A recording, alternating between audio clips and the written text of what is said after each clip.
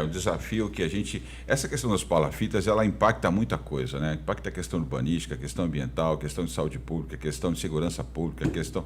Enfim, aí a gente vai para uma série de assuntos aí difusos, né? Que nem vocês falaram agora, para tentar resolver. Mas vamos lá.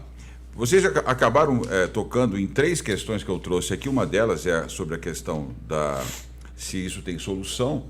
Vocês falaram de alguma certa forma meio que por alto aí, né? E sobre a questão do que pode ser feito pela sociedade. Fabião, a solução está em curso, mas pelo que você falou na tua primeira participação, ela ainda está carecendo de um envolvimento maior, de uma sinergia maior do terceiro setor acadêmico, setor público, setor empresarial. Parece que as ações elas são meio um tanto quanto estanques, né? Elas não estão articuladas. É essa a impressão que a gente tem. Você concorda com essa visão ou não? Eu vou fazer uma abordagem assim para dar sequência nessa nossa lógica que a gente está construindo, porque, por exemplo, a limpeza, vamos tratar, primeiro falar que eu leciono há 36 anos. Há 36 anos eu faço educação ambiental.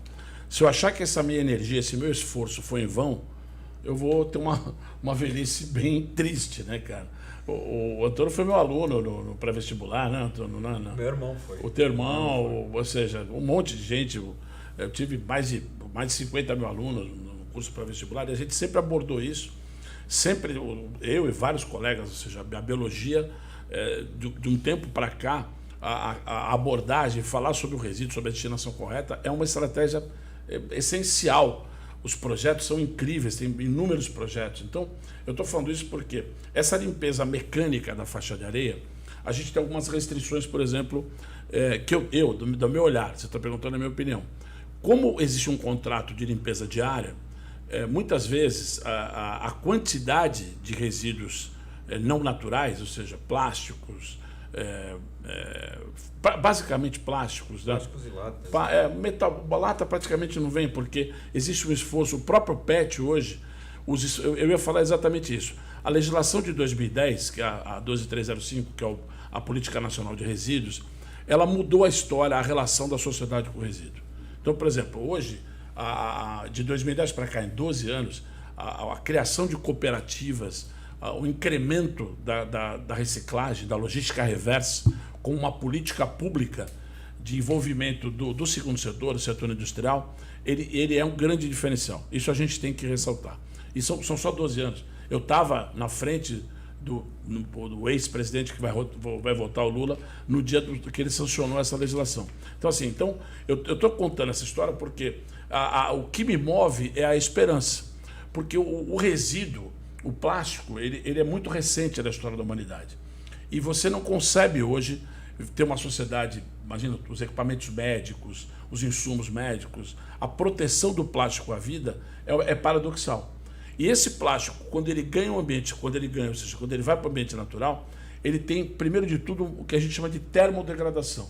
Ele tem uma degradação mecânica da movimentação de maré, né, mecânica, e ele vai se termodegradando. Essa termodegradação, que é prevista na fabricação dele, ou seja, ele vai se fragmentando, ele vira um nanoplástico, uma nanopartícula. E qual é a maior surpresa que as pessoas têm hoje? Essa nanopartícula está sendo encontrada intracelular. Então, quando você vai estudar lá os centríolos, o complexo de Golgi, a mitocôndria, você vai falar, nossa, professor, o que é isso aqui? Isso são nanopartículas de plástico. Então, os seres vivos estão sendo classificados de dentro para fora. A gente vê aquelas cenas fortes, reais, de tartarugas, né? Isso é usado, essa imagem, para criar essa comoção, mexer com a sociedade, né? E assim, os adultos que não tiveram educação ambiental talvez sejam as pessoas mais desafiadoras, porque as crianças que já internalizaram isso desde pequenininha no ambiente escolar, elas têm uma ação importantíssima de não descartar regularmente. Então, vou voltar. Quando se fala dessa gravimetria, desse levantamento do que a gente encontra, eu vou dar um exemplo que é bem recente. Para você ter uma ideia, a gente fez em parceria com a Blue Keepers, numa área de manguezal do Jardim São Manuel, do bairro de São Manuel, 25 metros quadrados. Nós tiramos 1,7 metros cúbicos de madeira flutuante. Madeira, que é um resíduo orgânico, que vai apodrecer no ambiente natural, vai demorar muito, só que essa madeira, ela impede o bosque de manguezal, os propágulos dos manguezais, ou seja, das plantas típicas do manguezal, de brotar. Então, quando a gente começa a mostrar essa complexidade e as pessoas entendem que ações absolutamente simples, que eu aprendi com meu pai, que eu não aprendi nem na escola, de separar os resíduos, até os orgânicos, e hoje com aquele plastiquinho que protege, o palitinho, a haste de cotonete que sai pelo emissário submarino, que tinha que ter 12 quilômetros de comprimento, não 4 quilômetros e 400, né, de uma estação de pré-condicionamento de esgoto, não é uma estação de tratamento de esgoto. Então, é um conjunto de detalhes que faz com que a gente pense, cara, eu tenho muito trabalho pela frente, tenho muito o que fazer de gestão pública, de investimento, e as pessoas elas têm que perceber isso, elas têm que ser tocadas. Então, eu fiz recentemente no evento da remada do Rodrigo Deus, nós fizemos uma ação onde nós pedimos para que as pessoas que estavam na praia, no dia de uma festividade esportiva, retirassem os resíduos. E as pessoas tiraram em volta, olharam para o chão e falaram, nossa, não tinha reparado. As pessoas nunca repararam. Por exemplo, o Lauan falou da bituca. A bituca é um EPI. A bituca é o que dá ao fumante uma garantia que ele possa curtir o seu cigarro, lá, o seu fumo, quando ele acaba o cigarro, ele descarta o EPI, que é a bituca, no ambiente natural, na praia.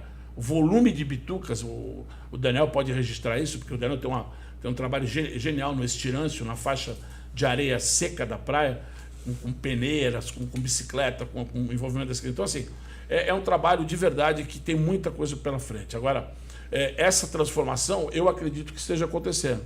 Eu sou um cara naturalmente otimista, mas também lido com dados estatísticos. Então, por exemplo, recentemente a gente foi convidado a fazer uma abordagem sobre alguns trabalhos científicos que reportam que o manguezal tem se recuperado. Essa é a grande notícia.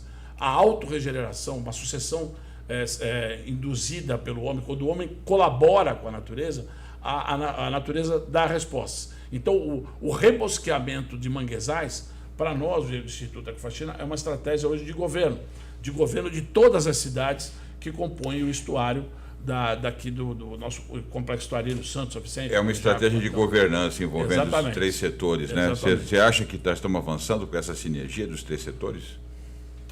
Em alguns pontos sim, e outros ainda há o que se desejar.